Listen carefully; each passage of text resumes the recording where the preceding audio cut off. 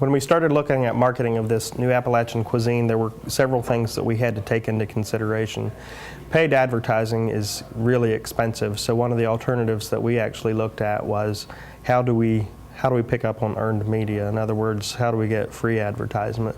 That's probably one of the most important and most cost-effective ways to go with this. So what I did was actually start developing relationships with media, not just newspapers, but also television stations, radio, any kind of broadcast media, any kind of print media.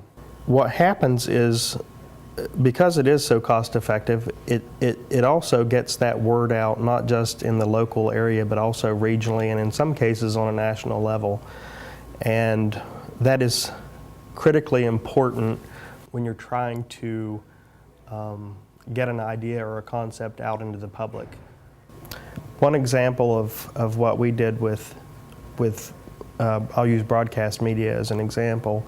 We actually developed a miniature cooking show, so to speak, with local television, and we used that venue as a way to promote what New Appalachian is, to get the locals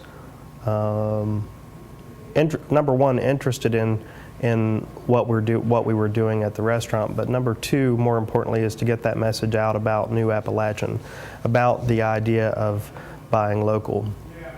And that really got people talking.